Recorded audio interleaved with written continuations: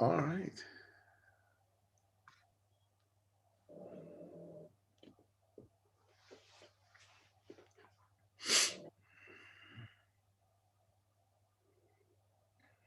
All right, so good afternoon, everyone. I'm Justin Staley. I'm the Senior Manager of Product Development from Fujifilm, and I'm the host of these Friday forums, we call them, conversations with different artists and different people inside Fujifilm's family. I'm very pleased to announce to you today a photographer, writer, educator, and host, Ibarionex Perello. Ibarionex is a Fujifilm, he's a creator and an ex-photographer, so he's one of the people that we work with a lot who gets to use equipment of ours and does a lot of images for us. And he has authored 5 books. He's a host of The Candid Frame, which has featured some of today's most acclaimed photographers. His photographs are published, and you're in for a real treat today as he shares his insights on how to see the extraordinary in the ordinary. Ibarionex, once again, welcome. It's a pleasure to introduce you to this audience. Hey, man. Thank you, Justin. It's great to see you again. Good to see you. So today you're going to talk to us about seeing the extraordinary in the ordinary. Yeah. And that to me seems like a really big topic to look at, but knowing your pictures and knowing some of the street images I've seen of yours from LA and from just the West Coast in general, you really make these beautiful transformative pictures. Yeah, and I thought it'd be a good topic considering that, there's so many limitations so many of us are experiencing, because of the pandemic, and that a lot of the things that many of us enjoy photographing is unavailable to us, including myself. And that's been part of my journey over the past year. So I thought I couldn't think of a better topic.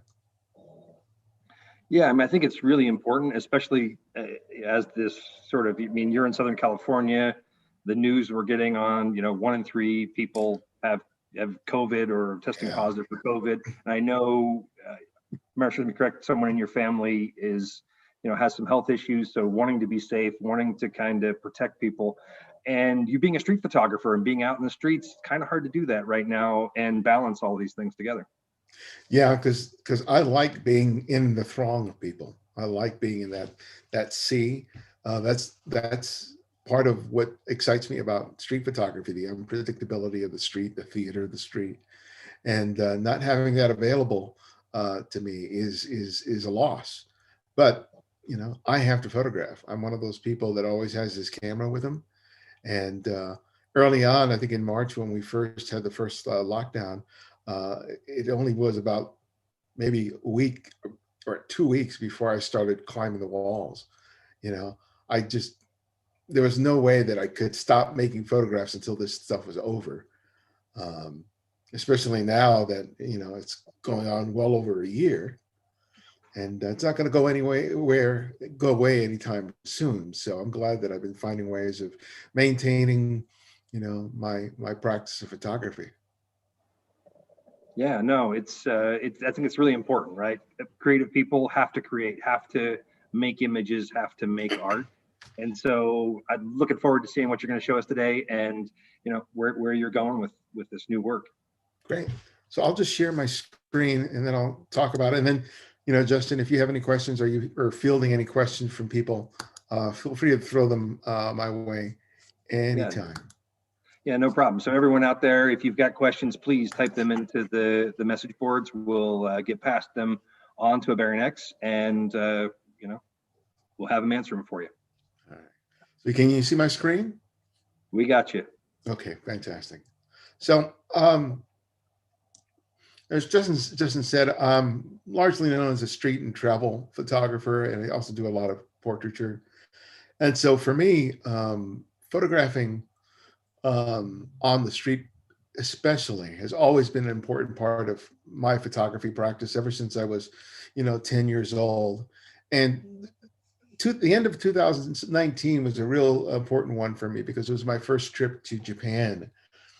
And it was the first time in a long time that I had a period of time in which I could just dedicate exclusively to photography. I was there teaching a workshop, and it was my first trip to Japan. And, from the moment I woke up until I went to bed at night, it was just, I was completely immersed in photography. And I hadn't had a chance to do that in a long time. And just because of the nature of my life and work, um, my photography practice is fairly regular. But in terms of being able to dedicate extended periods of time, that's pretty, it's pretty rare. And that trip was really an opportunity for me to sort of see how good a photographer I'd become. And I don't think I was so much preoccupied with how good a photograph I could make, but I was really more focused on the feeling I had as I was making photographs. And one of the things that I experienced while I was in Japan was that I felt incredibly present um, when I was out making photographs. I wasn't rushing myself.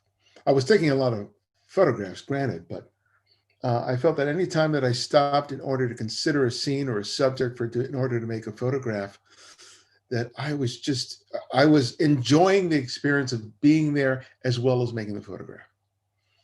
And that for me was something that was a really special. I'd experienced that intermittently, you know, over the last sort of 10 years, but it had become really important for me to do. And I felt that eventually, when I finally got a chance to take a look at the photographs, um, I was really pleased with what I had achieved there, because I felt like I'd had some breakthroughs in terms of how I saw and how I made photographs, but that I was so conscious of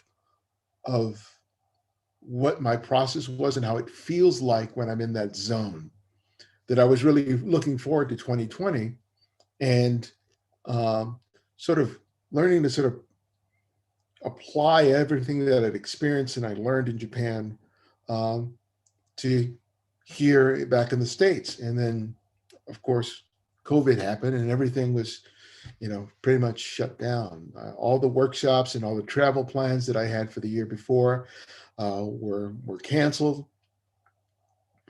And suddenly I couldn't go out and photograph the way that I want to. We're taking care of my mother-in-law here.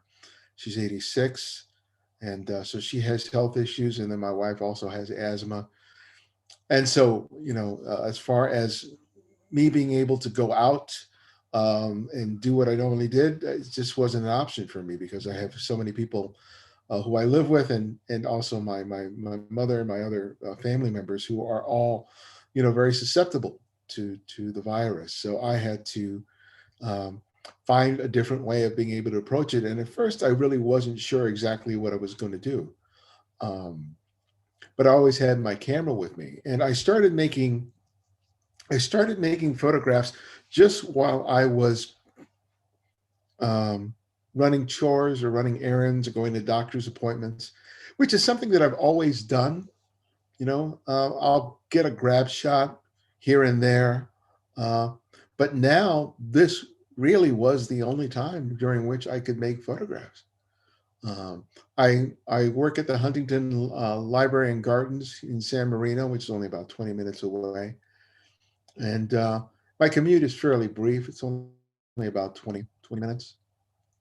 But, that along with all the other things that I had to do with the household really didn't give me much time to go out and spend 2 or 3 hours shooting in downtown Los Angeles or going to Hollywood or going to Venice. So it was like I would have the camera in the passenger seat of my car, and as I was driving around, I would just be paying attention to what was happening in terms of light and shadow. And if I would see something, I would just pull over and I would just, take a few minutes to make a photograph.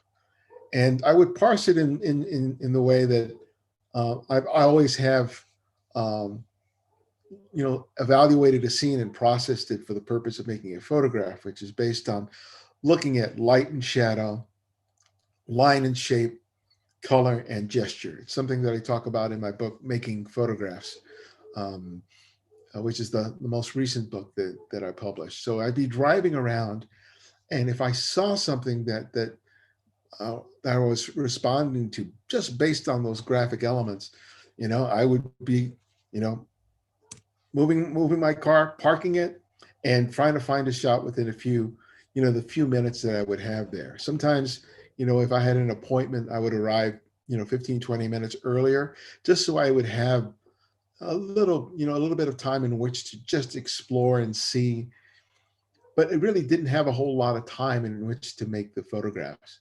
And I saw that both as a challenge with respect to being able to create an effective image within that short period of time. But I also, was remembering what I'd experienced in Japan in terms of, okay, don't rush, you know, be really aware of what you're seeing and just try to concentrate everything about how I'm experiencing the scene and just process it through the camera and just make as concise an image and a frame as I can. And that became the focus. It became sort of like a meditative practice to take all these elements that I had discovered suddenly and then make all these choices in terms of not just whether the camera is going to be horizontal or vertical, uh, but looking at all these different elements in the scene and going, okay, how much of this stuff can I make work into photograph with only maybe 3 or 5 minutes, or sometimes less than 3 minutes. Sometimes it just didn't even have very much time. And it wasn't so much about trying to create, the greatest photograph that I ever created. It was like, okay, I'm presented a challenge and I have to both figure it out technically what I need to do, but also about where's my headspace at? Because I know that I wanted to have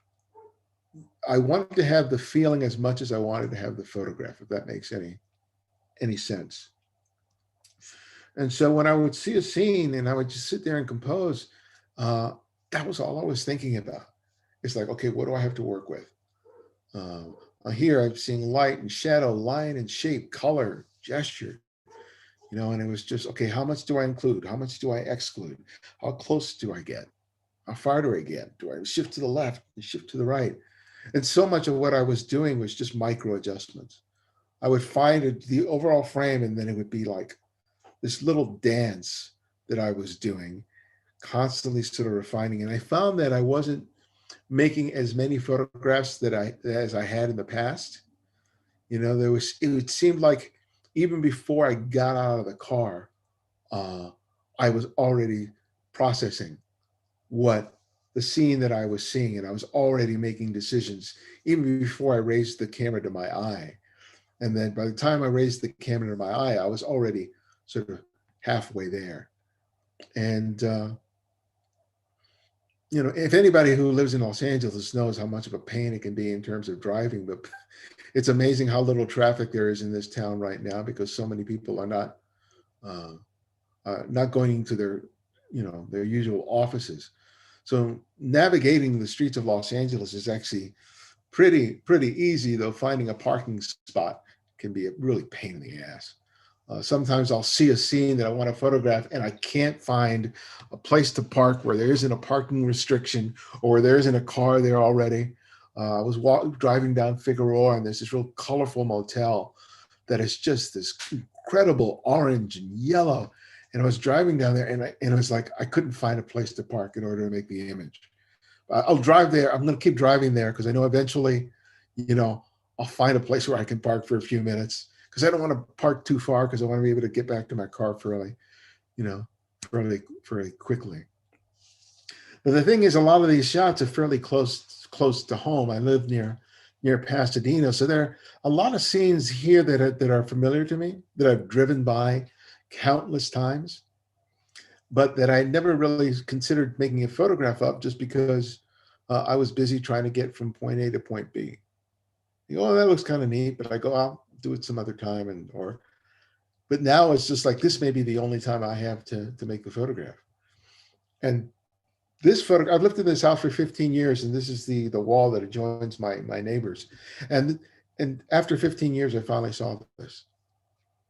I just walked out of my studio here, and I was just like, I just wanted to make a photograph, but I didn't want to drive anywhere. And I was just looking around my yard, and then I just moved to the gate, and I saw this for the first time, and I was like, oh, here's an image, and it's not more than 20, 30 feet from from the door to my studio, right?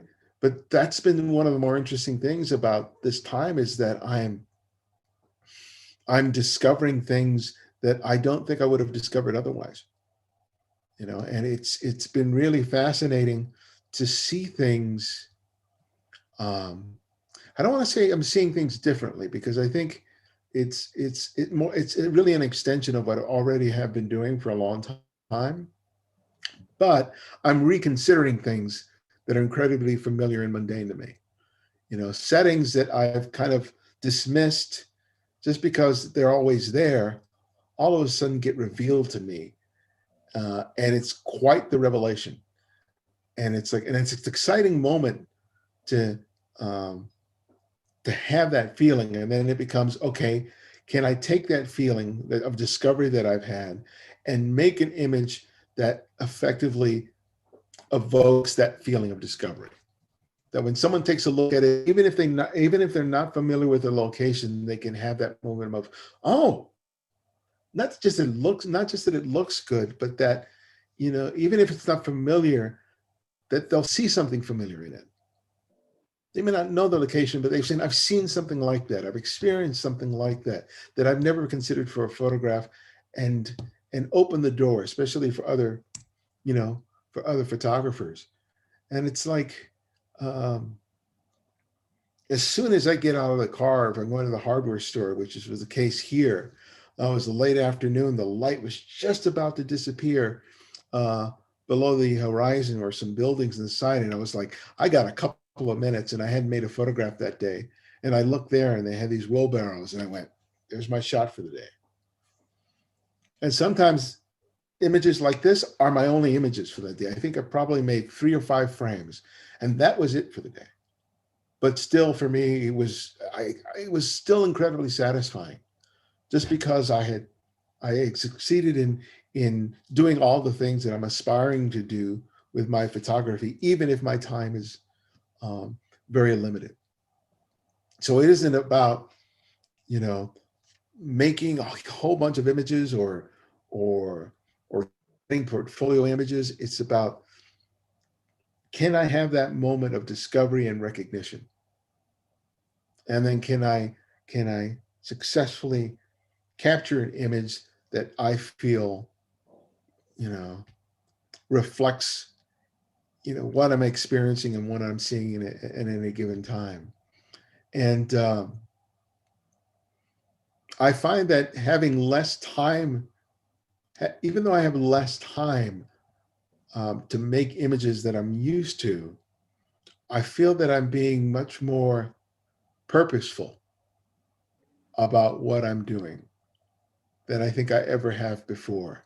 So it will be very interesting that when things return to normal, and I have more time to travel and spend more periods, to see what happens. Because Japan was all about having complete days in which to be able to dedicate my photograph.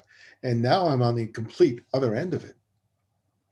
Now I've got minutes in which to practice my photography, as opposed to, 10 hours.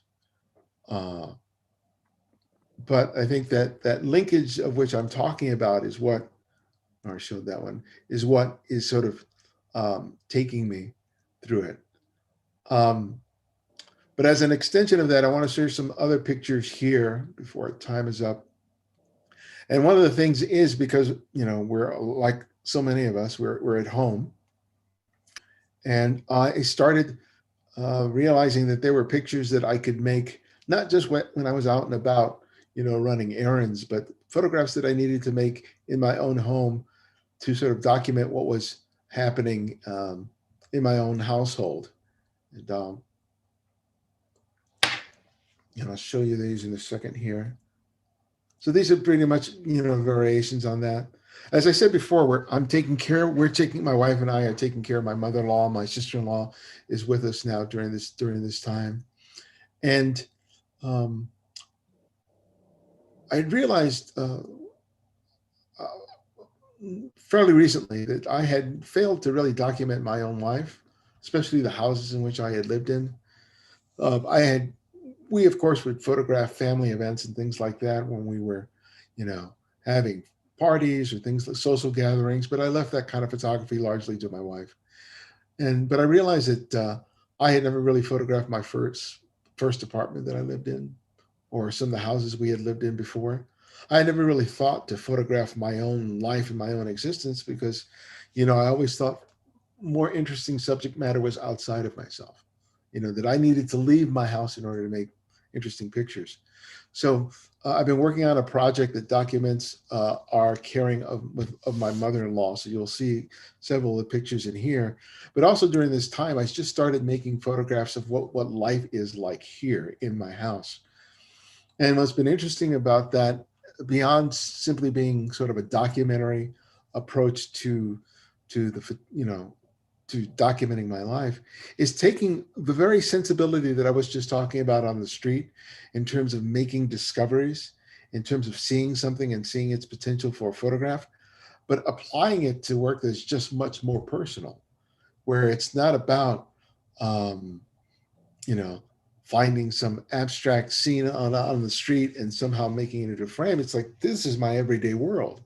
Like I was having coffee one morning, the light came in and I saw the coffee cup in the light and the shadow, and it's like, oh, you know, and um,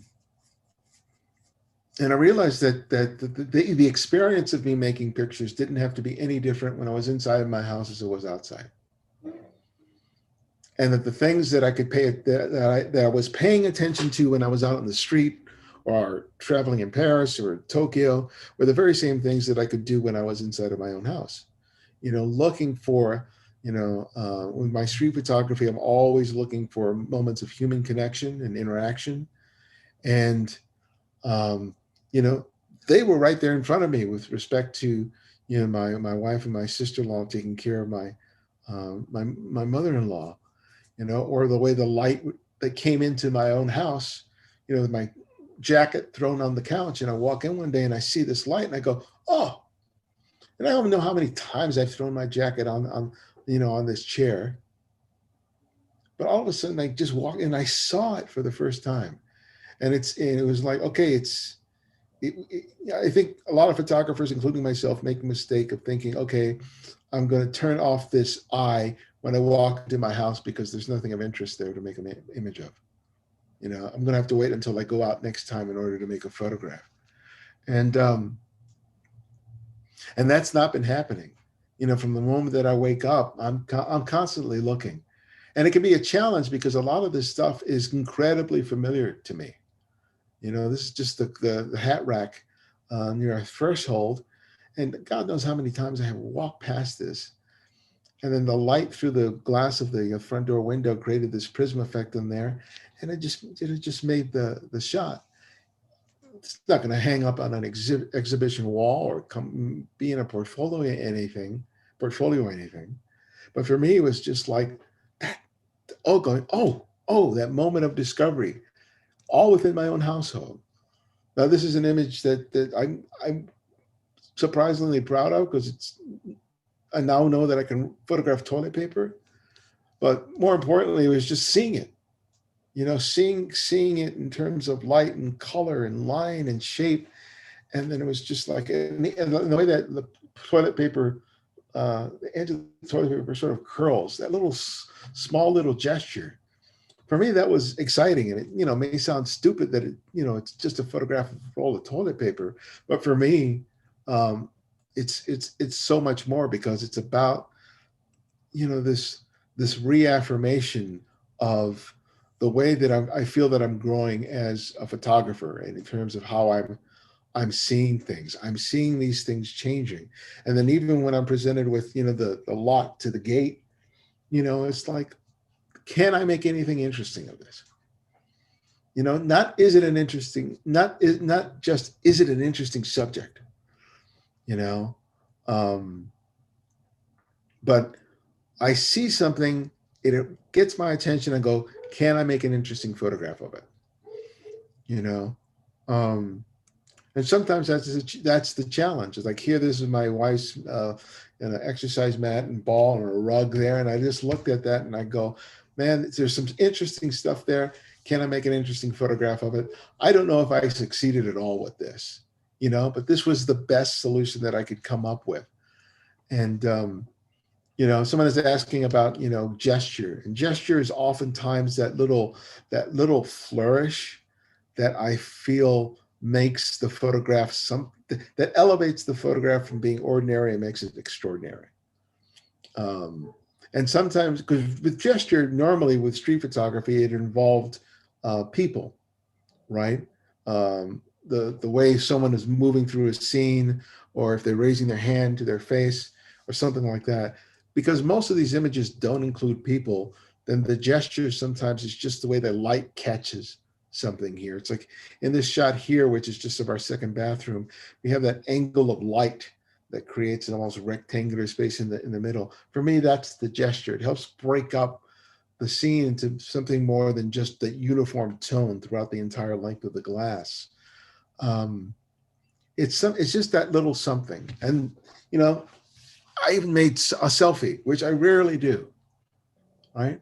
But this is, I've been shaving my head since I was my mid 20s, you know, and and it was this year that I finally thought, well, this is part of my life. This is part of what I do. This is now and probably going on well into the future. Why not photograph it? So halfway through it, I grabbed my camera and I made the photograph, not just to document the fact that I was shaving, but also the importance of the space. This particular bathroom and this particular house, which I may or may not live in, for the rest of my life or not. But this particular moment in time, you know, is something that I documented, and that's something I never would have considered before. Um, even this photo, made that same day, all the articles that I have on that counter when I'm, brushing my teeth and, putting lotion on my face and shaving, all of these elements in here are there every day. And I never really saw them at all. They just served a function. And then it was like, oh, well, let me make a picture of this and let me see if I can make it interesting in some way. And part of me had to sort of let go of my own ego in terms of, how things look. It's like, well, the counter may not look as clean as it is, and some things need polishing, but it was just like, put that aside. Um, I took my mother to the doctor, and I don't make too many pictures of my mother during this time, but this was a moment that I really wanted to capture because she's getting older and she's more, a lot more vulnerable than she probably has ever been. And along with the pictures of my mother-in-law, where I'm photographing parents who are, in physical decline. It was an image that was important for me to make. Um, and this is another picture of her and the rings on her fingers. She has these great rings on her fingers. And I've always known that she's loved her jewelry, but I never really thought to photograph it. And we were sitting there on our table, our kitchen table, and I made this photograph. And for me, gesture, someone asking about gesture again, that the way her thumb peeks through her two fingers in the shot, that for me is the gesture, right? Just the way her hand is tightened around how her hand is tightened and that little thumb comes out for the frame. That's gesture. And photographing, giving my dog Zoe a bath, right? I knew this moment comes because every time she's really great about me giving her a bath, she hates getting her head wet. So every time I wet her head to get that, I know this is going to happen. So grab my camera.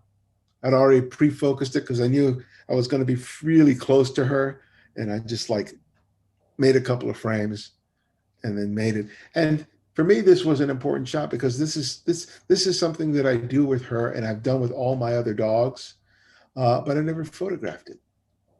It's an ordinary event, you know, common event. But now this picture for me is all the more special because it encapsulates, an important part of my life. As ordinary as it is, like this was the first time that our family was able to get together after, during the COVID thing. And it was just like, we were all sitting on my mom's porch and it was just a great little moment. And it was like, I wasn't, um, being there as a photographer. I was being there as a family member, being fully engaged with what was happening. And when this moment presented itself, I just took a couple of frames and put the camera down, you know. because I really wanted to be present. And I found that since Japan and since this year, it's always been about being present, about really paying attention to not just what I'm seeing, but what I'm feeling. And I think that the value of these photographs, um, for me, um, are a reflection of me uh, being really grateful and appreciative of what's happening in my life right now. Um, this is the nightstand of my mother-in-law, and small little details like that have been important.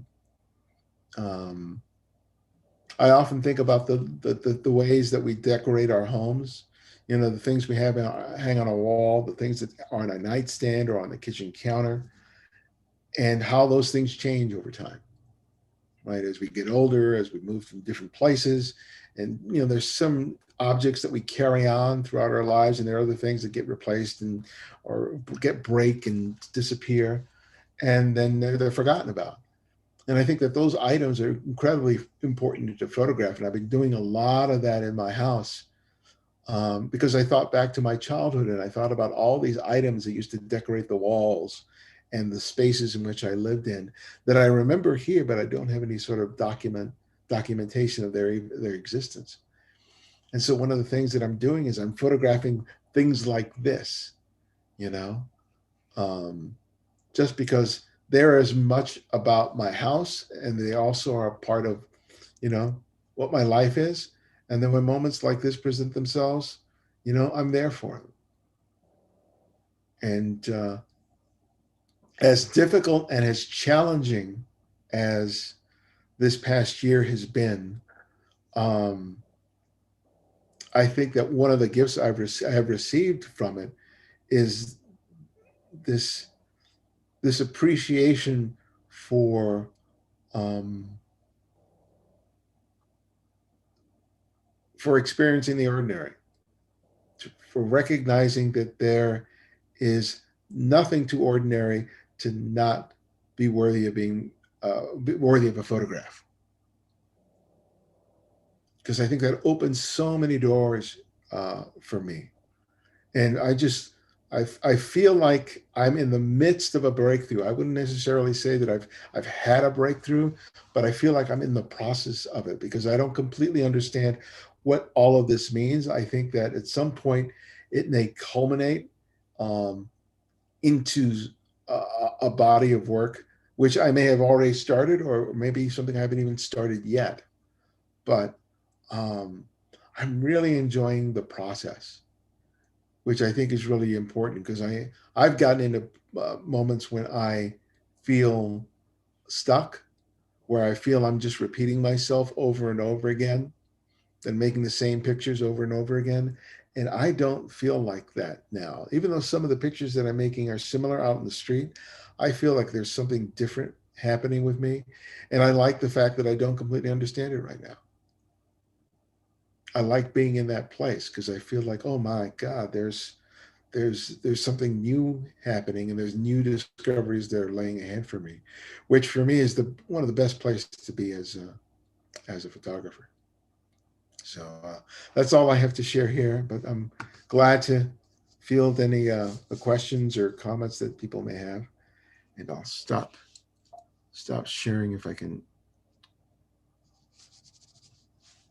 Well, that's good because we've had a couple questions come in and a couple things we can talk about. A couple people were asking about what camera gear you were using. So particularly one was about your theories from the car, about what you were carrying all the time and what lenses and what camera were you using. And then another one was asking about what cameras and lenses are you shooting with. So I'm going to kind of bump those two together. Okay. Usually my camera has always been the X series, the X100 series.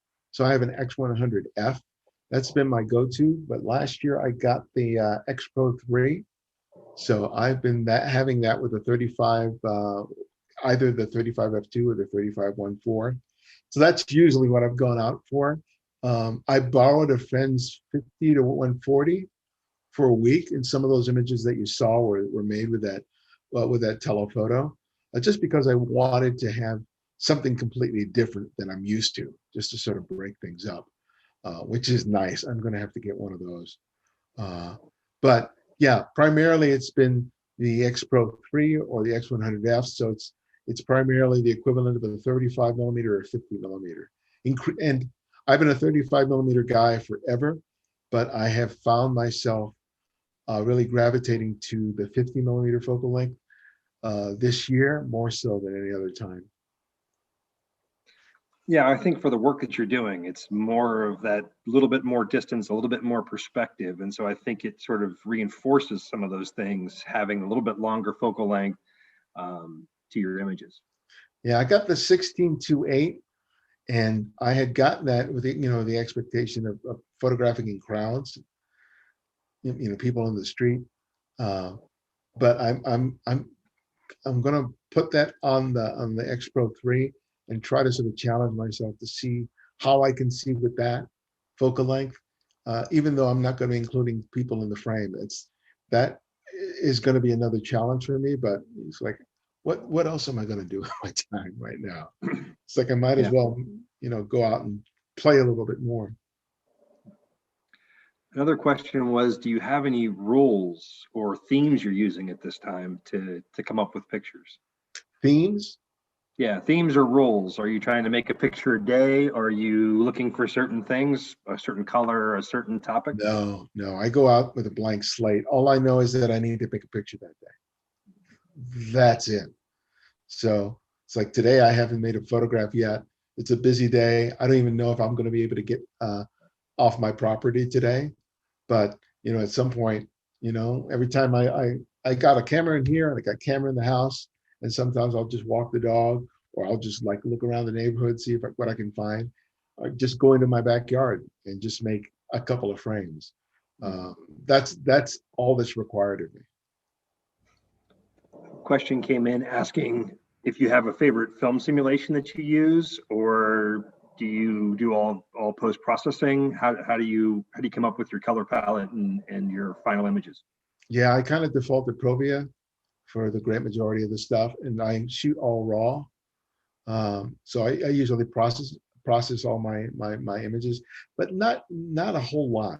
I'm not one of those people that likes to spend an hour working on an image in Lightroom or Photoshop. If anything, I'll just go. I may, expose a certain way. Like if I want to block, create really dark blacks, I may underexpose by like a 2 stops within the camera, and then refine it later in Lightroom. But otherwise, I just kind of stick to what I've gotten out of the raw file and just play for it from there. Though I gotta say that I do love the black and white, mode. When I shoot in black and white, man, there's nothing that looks better to me than the Acros. Do you have any tips for archiving? Someone wrote in asking, if you have any tips for how to archive your work. Being an amateur, they just were looking for some advice. Back up. That's the big thing. I got probably like 5 hard drives here, and I use a service. Let me see for Backblaze, which is a cloud service, which is really inexpensive. So that if anything should happen to my hard drives here, if there should be a fire or a theft or stuff like that, my entire archive is uploaded to the cloud. I'm going to invest in a RAID system this year because I have probably close to 8 terabytes, my entire digital archive. And I just want to be able to have it consolidated into a little more manageable system, because right now I've got all these wires and cables here with all these different things. Some of them are USB 3, some are Thunderbolt, and it's just like, it's a little unwieldy. But if nothing else, at least have at least 2 copies of whatever you have. And if you can get a cloud-based service like Backblaze, that'll provide you some security. We had a question in asking about when you work on the street and your street photography, Do you do anything to not affect the scene? Do you raise the camera to your eye? Is the question. Oh, well, look, I'm more of a, you know, I'm a, I'm a fishing street photographer. The two types, they call them the hunter and the and the fisherman. I'm the kind Mhm. of guy who will find a scene and I'm just there with the camera, and then I wait for people to move through the scene in order to complete the frame, rather than you know constantly moving like a shark and snapping away. So as I describe it to people that I teach street photography to, I'm already there. So that when people see me there present with the camera, they assume that I'm there photographing something else. They don't realize that I've already seen them walking from 50 feet away and that I've already cast them for my photograph. So I'll do that little winogrand thing sometimes where I'm like looking at the scene, looking at my camera, so that people don't stop or try to move around me. And then I just sort of anticipate from their gait and the speed exactly when they'll come into the frame. And because I'm already there, most people just walk through the scene and are completely oblivious to the fact that I've taken their photograph. Um, I'm not the kind of photographer that's going to go run up to someone and make a picture. I'm very sort of fluid and relatively quick, but I kind of establish my presence there. It's not that I'm invisible. People know that I'm there, but they just think that I'm photographing something completely different other than them. Yeah, it's one of those things on the street. If you stay stationary for a few moments, you kind of disappear and fall back into the background. If you're moving around, you tend to attract more attention to yourself. And I like your analogy there of a fisherman versus a hunter. I've used the hunter thing before in talking to people, and I oftentimes refer to it as you're laying out a stage. You're just waiting for your actors to walk onto that stage. You see a scene, and it's kind of like Shakespeare or someone orchestrating a scene in the theater. You just need the actor to come in and walk this way to hit his mark you can go click. Yeah. And when you're using the X100F, that small, tiny camera, you know, most people, it's easy to dismiss you, right? As opposed to handling like a big, if I was holding a GFX 100, on the street, I'm definitely calling attention to myself because that thing is just so massive. So the 100 series is really conducive to the way that I work, and the X Pro 3 too, with just a small lens.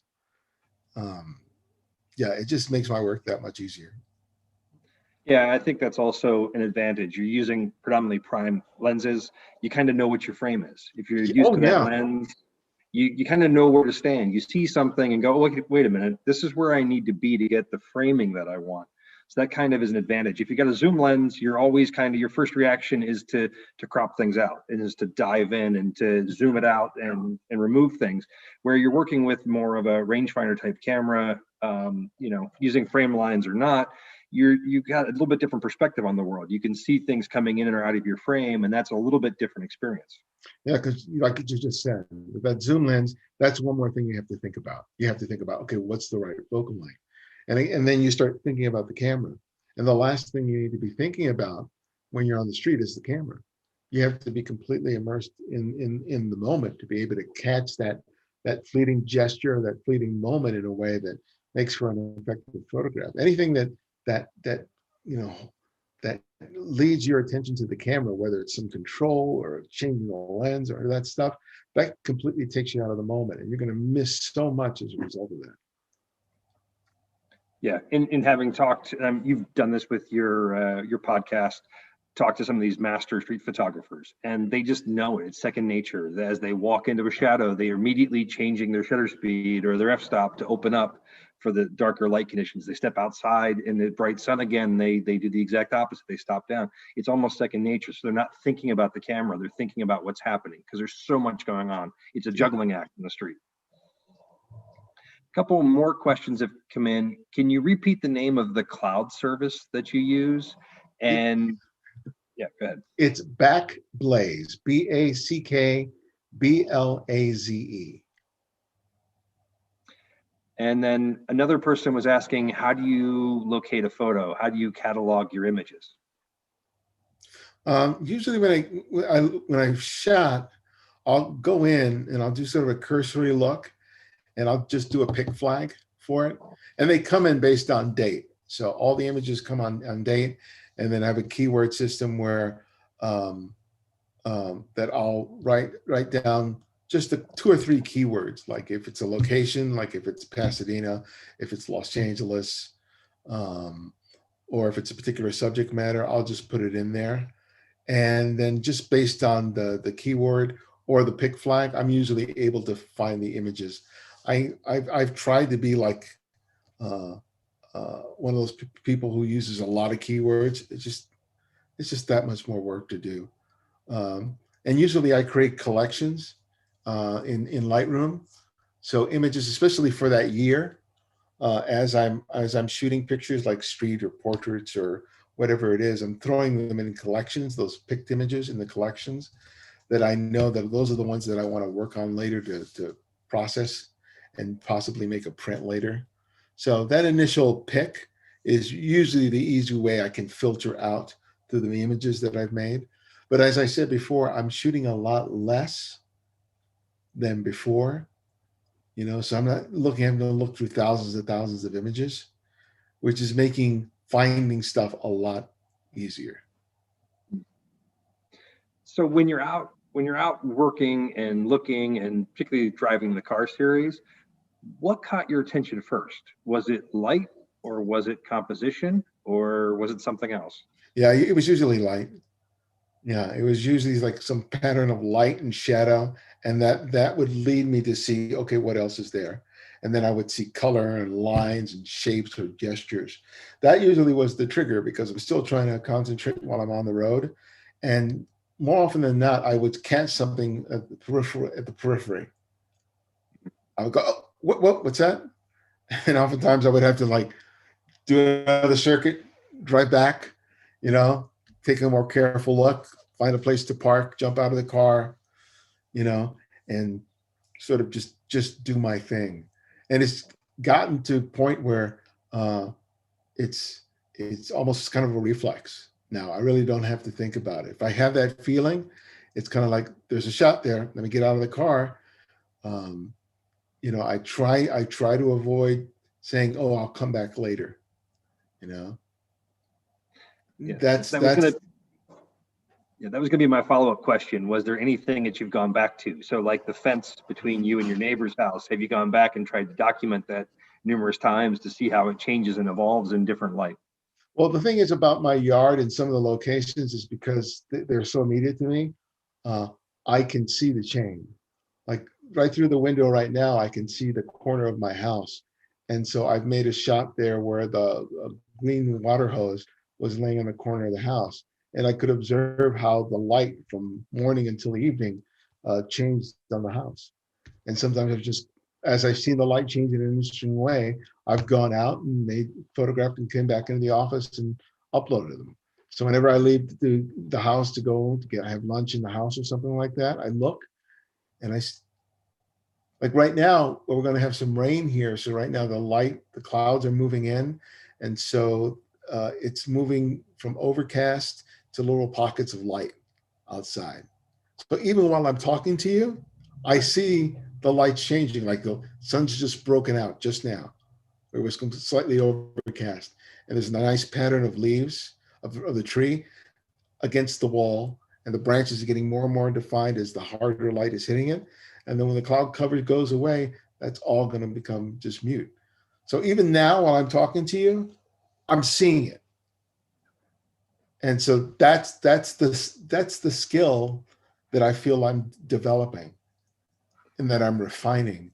And then hopefully I'll be able to say something interesting with it. Because it's one thing to recognize those elements and make a photograph that looks good, but it's like, well, what am I saying with all this stuff?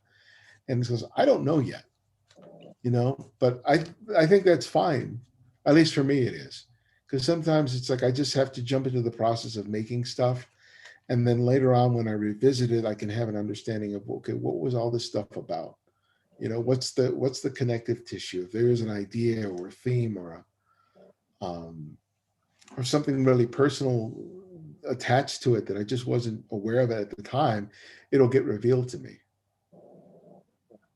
Yeah, I mean, I think light is really powerful, and seeing light and seeing the way it changes and evolves, and just those little beautiful moments to me is light. And I know lots of people that go through life and don't see those little changes, but I think this also with COVID and sort of stay-at-home orders, it's giving you the opportunity to do that, to look out that window, to watch the way the light changes, and to see it and observe it.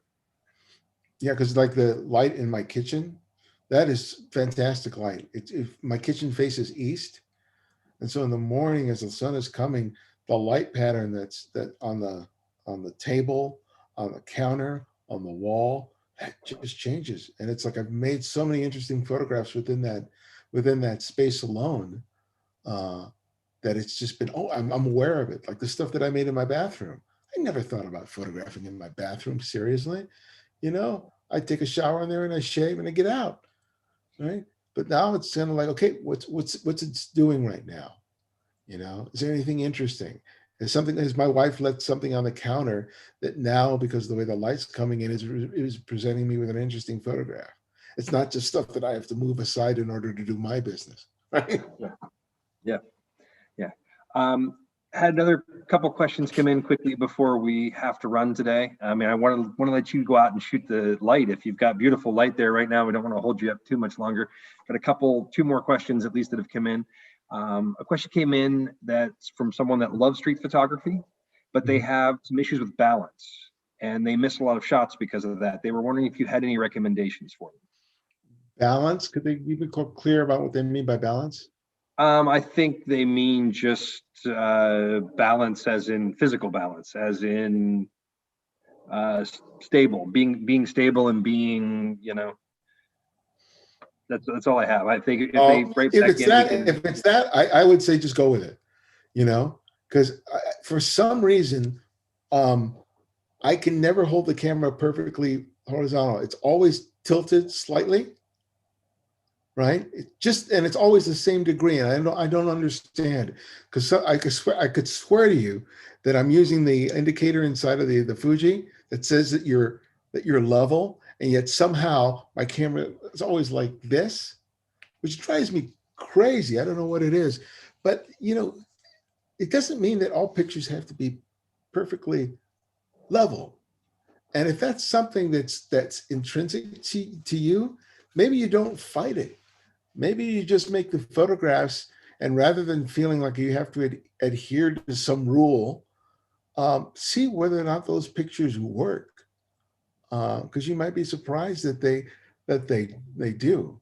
There are photographers out there that are colorblind, and rather than fighting the fact that they're colorblind, they incorporate that into how they process their images, and they create pictures that are uniquely theirs as a result. So I would just be a little more accepting of that and play with it and see whether or not you could surprise yourself. They came in with the other half of that is they can't stand for long periods of time. Oh, they can't stand for them. Yeah, yeah. Then that's fine. I mean, I can, you know, if they feel more comfortable moving, then that's something you just have to sort of incorporate it rather than just being fixed in place.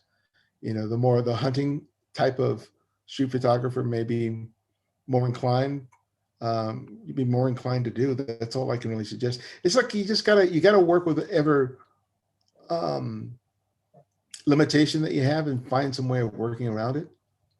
Because I have arthritis in my right knee, so if I stand, for too long, I'll start feeling it.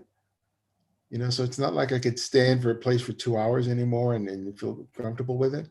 So that's something that I have to consider. And sometimes I'll just find some place to sit down and I'll photograph seated, until my knee feels a little better. Um, yeah, it's just find a way of working with the limitation. Yeah, I mean, my initial thought when I read about standing for long periods of time was to use the flip out screen and sort of treat it like a twin lens Rolleiflex. That you sit on, find a park bench, find some place that's comfortable for you to sit, and use that as your frame of reference. Whether it's a stoop, whether it's whatever, find some place to lean, or you don't have to necessarily work from the eye, but use that maybe a flip out screen on a camera to give you kind of that ability to shoot this way, that way. however it works for And you. that change of perspective can make a huge difference. I mean, that's one of the reasons I like the being able to flip down the screen, you know, because it gets it down to below eye level. Because before I would have to physically get down to be able to do it, and it's getting harder and harder to get back up once I've done that. So having a camera that allows me to get it down to waist level, something's great, especially for street work. So before we wrap up, we had a question come in. Can you just rattle off your books, where they're available, your website, and about the Candid Frame? Yeah, you can go to thecandidframe.com, which is where my website is. I've been doing it since 2006. And that is my podcast, where I feature conversations with photographers. We've done over, I think we're about 548 episodes now. There you can find links for all the stuff that I do, the workshops, the books. The most recent book that I did was Making Photographs, developing a personal visual workflow. And I'll actually will put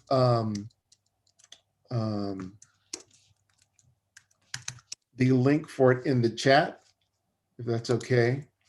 And what you can do is, this is through Rocky Nook, who is the publisher for my book. And if you use the promo code The Candid Frame at checkout, you'll be able to get a 20% discount, which is well, oh, here it is. No, that's not it. Anyway, go to the Rocky Nook website and use the promo code CandidFrame20, and it will provide you a discount to it. I'll put it in the Rocky Nook website here, rockynook.com. But the book is called Making Photographs, Developing a Personal Visual Workflow. Well, Ibarionex, I think that's a great way to wrap it up today. So thank you so much for joining us and sharing your work with us. Everyone out there, thank you for tuning in and listening to Ibarionex and joining us for these Fujifilm Friday forums. Thank you. Please be safe. Have a great weekend, and hopefully we'll see you soon.